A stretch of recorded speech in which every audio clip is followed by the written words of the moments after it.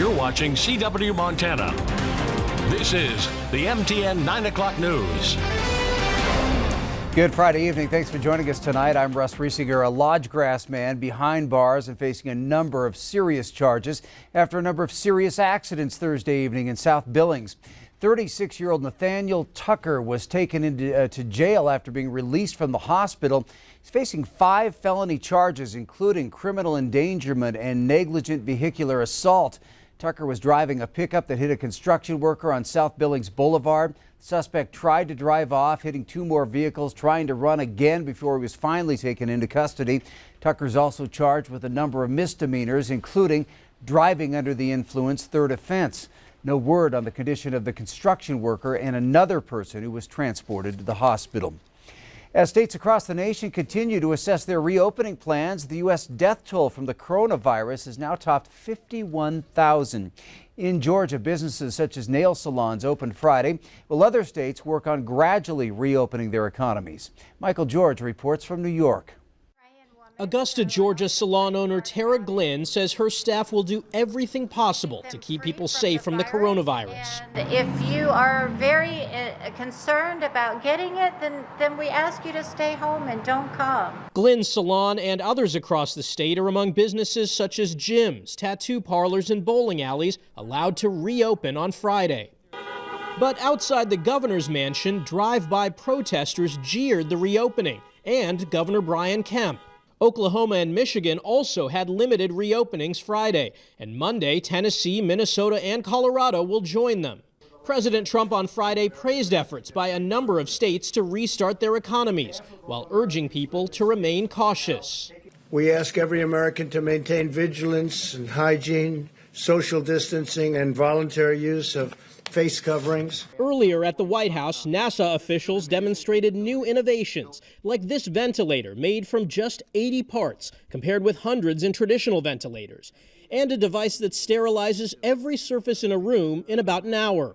Meanwhile, on the front lines, emergency medical workers are doing all they can to preserve life. Zevi Hamburger, an anesthesiologist at Mount Sinai Hospital in New York, and his team prepare to intubate another patient. So again, we can minimize the amount of time I actually have to open and close this door. The doctor recently returned to work after surviving COVID-19. I definitely count myself as one of the lucky ones that have had it already and recovered. New York City has lost more than 16,000 people to the coronavirus. Michael George, CBS News, New York. Well, ahead of this weekend's first phase of reopening here in Montana, Governor Steve Bullock held another news conference today, stressing that residents and businesses will still have to take responsibility to help slow the spread of COVID-19. MTN's Jonathan Ambarian was there. Governor Steve Bullock says Montana's early actions to flatten the curve of coronavirus cases have now brought the state to a point where they can begin to relax some of the restrictions. But before the start of Phase 1 reopening this weekend, Bullock said people will still need to take actions to maintain that progress. I'd like to reiterate how important it is that Montanans continue to go to great lengths to protect themselves and one another in these coming weeks. Bullock said fewer than a dozen new cases have been confirmed in Montana this week. He also introduced Dr. Mark Mentel, president of the Montana Medical Association, who said Montana is not out of the woods, but that a phased reopening was the most realistic way to move forward. Bullock said the steps people take now will determine the success of the reopening plan. There is no expiration date for this phase. The virus still is in Montana. It will be with us for some time. That means that we may be in Phase 1 also for a long time. And in large part, when we get out of this phase, relies on the individual actions and personal responsibility of Montanans. The start of Phase 1 reopening will come on Sunday, and Bullock says leaders will be closely watching after that to see if the curve remains flat. In Helena, Jonathan Ambarian, MTN News. And our state added 2 more cases today to bring our total to 444 COVID-19 cases. One was here in Yellowstone, the other in Wheatland County. In Wyoming, there were 17 new cases today to bring the total there to 349. As the impact of the coronavirus pandemic ripples through the state's economy, the costs pile up and revenue dries up. That 1-2 punch has state officials nervously looking at the state budget and what's ahead now and down the road. Q2's Jay Cohen joins us tonight with a precarious look ahead. Short answer, the state budget looks good right now, but look out ahead. Billings State Representative Bill Mercer serves on the Legislative Finance Committee. I don't think we today have any idea how big a financial hit this is going to be. While current budget receipts in Helena are actually running a bit ahead of projections, everyone knows that won't be the case for long. There will be a substantial hit to the corporate tax number, the individual income tax number, and then things like the gas tax and the lodging tax and probably other things that I'm not including. So there is real concern about where we will be as we get into the balance of this year and fiscal year 21. News that Montana has $1.25 billion to spend out of the Coronavirus Relief Fund promises some relief. But Mercer cautions that there are strict guidelines on how that money can be used. My biggest concern right now is the sense that there may be a groundswell in the state is saying, hey, that's a lot of money. We can do a lot of things with it that maybe we haven't been able to finance in the past, projects that we're interested in that we'd like to do. The reality is this has got to be a necessary expenditure tied directly to the pandemic. There is just not discretion beyond that.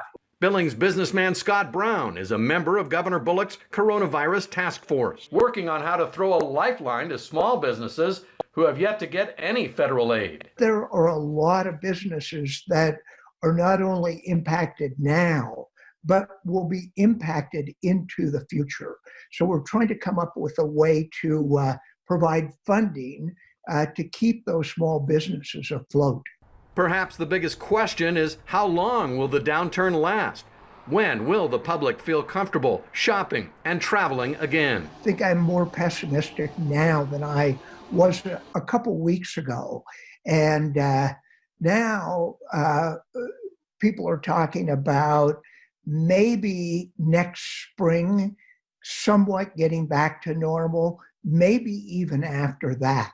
The task force will deliver its recommendations to the governor by the end of next week. Difficult decisions in a difficult time. In Billings, I'm Jay Cohn reporting for MTN News. Thanks, Jay. The governor's office has a special page to submit ideas to the coronavirus task force. You can go to mt.gov.coronavirus task force. Many businesses are in need of guidance as they prepare to reopen. Today, Big Sky Economic Development introduced a program to help during this first phase. Partnership called the Yellowstone County Business Response Recovery Team announced the Open and Safe campaign. A poster will be displayed stating a business's commitment to frequently sanitize, encourage social distancing, manage occupancy, and monitor employees' health. The idea is to bring shoppers back to local businesses.